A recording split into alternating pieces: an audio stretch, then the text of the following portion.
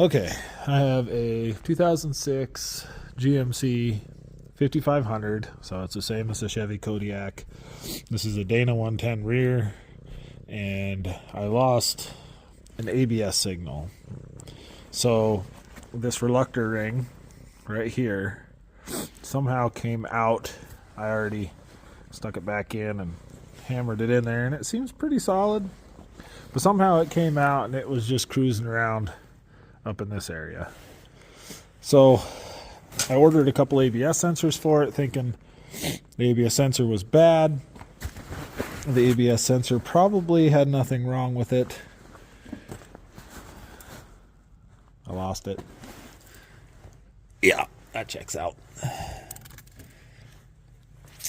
Anyway, so the ABS sensor, it goes in this little thing right here. And this thing bolts on like this right here. Just like that. It's got a little Torx head screw, this feller right here. And that Torx head is a T30. So you pull the Torx head out of there, this whole thing comes forward, the ABS sensor goes through that little hole right there, and there is a little rubber boot. I ripped my cord because I was trying to pop this rubber boot out of here to see if I could get to that ABS sensor without disassembling this entire operation. There's no way. I took the tires off and the brake caliper off. You can't access anything, and furthermore, you got to take that bolt out. Anyway, to get that sensor out of there, as far as I can see, there's no way to get it out. So anyway, my problem wasn't really the ABS sensor, although the sensor itself did take a bit of a beating when that ring fell out and it rubbed on it and kind of screwed the end of it up pretty good. So anyway, if you take this apart, you should replace this seal. I don't have a seal, and I don't have time to wait to order a seal. And furthermore, I have to order the correct sensor because the two sensors that I got that said they were for this axle do not fit in this application. They are completely different. And I have to put this all back together now because this truck has to go back to work. So I got to roll the dice on the seal, hoping that it's not going to fail. And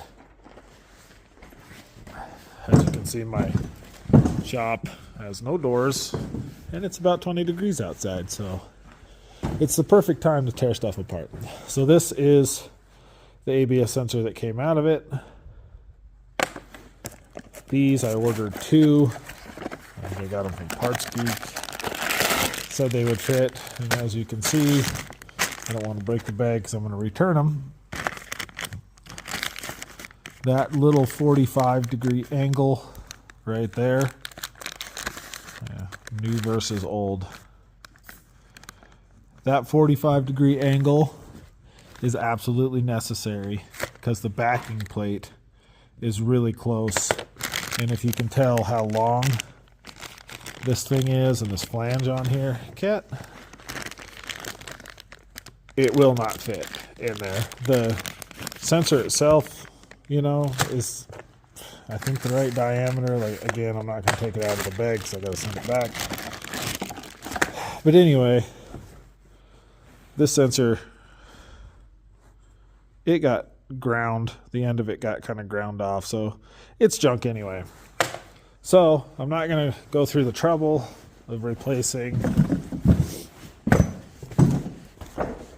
that seal in there because I need to order the right sensor anyway, and when the correct sensor comes in, I can take this all apart again, replace the sensor, I'll replace the seal, we'll see if the reluctor ring stays in there, and we'll do this all for the second time.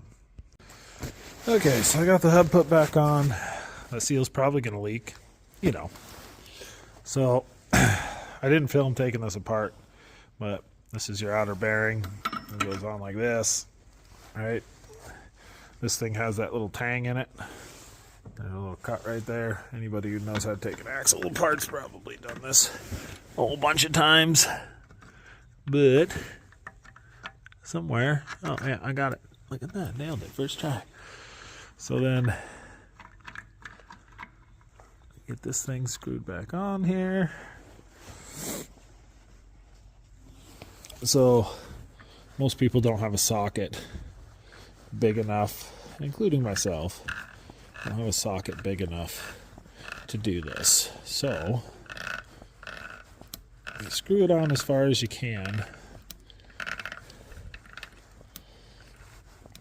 by hand. So see this little mark right here? This goes right about there. So what I like to do is kind of spin this thing around, really try to work it in there, and then I'll kind of spin it and work it back and forth a little bit. You can hear it still clunking, so it's still loose. So what I need to do is take this and get it tightened all the way back around to that, and then I'll kind of spin it as I do it to kind of keep everything settling in there the way that it's supposed to. Okay, so as you can see, it kind of chews that up. If you can get the right socket for that, you know, probably the best. What I do is take a chisel and I put it in here kind of straight like so, and then you can just whack the end of the chisel and it'll unscrew the nut. Same to put it back on. It's a poor man's way of doing things, because buying sockets that size is kind of a pain in the ass.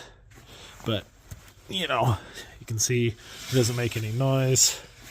And park brakes are rubbing on the inside a little bit. That's what that sound is. It's not a problem. Probably some ice and some snow in there too, because there's ice and snow everywhere.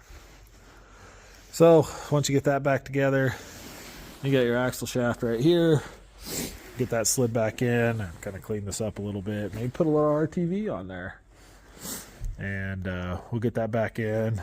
And then I'll show you how much fun you can have with that little disaster.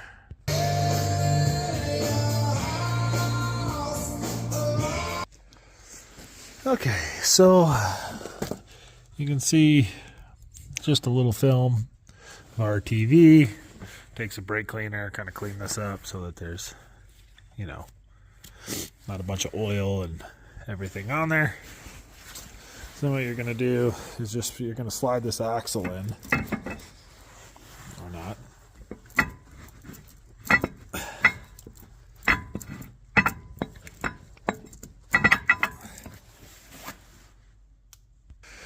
Okay, try again. So you're going to slide this axle in. You're going to have to push down on the top of it pretty good to get it to like pivot up, and then it's going to slide into the carrier and all that stuff in there. And then as it goes in, you got to find the splines. So that you got to twist it a little bit, and then it will find the splines in there so it can go in. So then you take these little cones. Anybody who's done an axle on a big truck, you know, semi, they go in like that. And then you take a washer, put your washer on. You can take a nut, preferably not covered in ice and snow. Then you can thread those on. They're lock nuts, so they go on hard, they come off hard. What that's going to do is it's going to shove that wedge, this wedge right here, it's going to shove it into this axle, and it centers the axle, and then it also makes it a huge pain in the ass to get it apart. So in the reverse order, if you were just getting into this, you'd pull your wheel and tire assembly, put it over there. Then you pull your brake caliper off, set it on a bucket or something, because if you let that brake caliper hang by this rubber line, it's going to rip that rubber line in half. This brake caliper is huge and it's heavy. So you'll take that off, and then your next step is going to be to take this off. So what you're going to do is you're going to run around, you're going to take all of those nuts off and then take all the washers off. Then you're going to take yourself a good hammer, And you're just going to hit this thing right in the middle pretty hard a whole bunch of times. And eventually what that's going to do is it's going to start to rattle these little wedges out. And once they start to come out a little bit, then you can take your channel locks and grab a hold of them and pull them off the stud. So that axle won't move at all until you start to hit it with this. I don't know if there's a tool that maybe grabs the axle and pulls it out a little bit or anything, but any guy who works on a big truck, you're doing brakes, you know, most of them had drum brakes, but you're doing brakes or whatever, that's how you're going to get your axle out. Okay, so once you get the axle in, that's kind of what it is going to look like, with the wedges buried all the way in there. You put your brake caliper back on. You got that bolt up there. You got a cat down here, and another bolt right there. Those are 30 millimeter head bolts. So somewhere on this socket, yeah, right there. 30 millimeter, which happens to be the same size as the lug nuts. Somebody was thinking. So I went down to Harbor Freight and I bought a whole jumbo 3/4 inch drive socket set, because you're gonna need a breaker bar and possibly a big pipe to break those loose, because they are Loctited from the factory. You can get a little propane torch or a MAP gas torch and heat them up. Might make it a little easier, but the easiest thing to do is just go spend the $80 or whatever at Harbor Freight. Get the whole kit, the metric kit.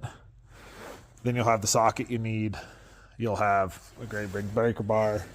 It's sitting up here. And the easiest way I found to get to this top bolt is take your wrench, which I don't have a 30 millimeter. This is 1.25 inches. But you can't fit anything in here with a socket on it until you get this bolt pretty much all the way up there. And with the Loctite on them, they don't really like to spin. So if you just take your 1.25 inch wrench, you can run that all the way in until it touches in here. And then you can take your 30 millimeter socket, put it on your breaker bar, and put it in there and do the final, you know, tightening with the correct size so you don't end up rounding the head off. All right. So most of us, you know, can't afford the $400 torque wrench to get in there and do them lugs. I'm not really sure what the torque spec is on them. You'll have to look that up per your vehicle, or call your local tire shop or whatever. I've heard anywhere between 200 and 450 foot-pounds. So look that up, find out what it is. But you can buy yourself one of these little gadgets here, and they just kind of go right in line with your 3/4 inch drive hobo freight stuff. And this is a Harbor Freight item as well. But you can get on here and set, you know, what you want your torque to be at. And then as you're tightening things down, it'll start beeping at you. And then when the beeping goes steady, you either met or exceeded. Obviously, I exceeded the torque spec. So I got the 3/4 inch drive breaker bar, and then this chunk of pipe that I just kind of carry around with me everywhere because it's super handy. You get all your wheels torqued, or your lugs torqued. When you put these on, if you don't know, make sure that you can get to your valve stem for your inside dual. So you can see that little bugger poking around in there. And then you want to put your other valve stem completely opposite of it. That's kind of the general rule in the industry. That's what you want to do.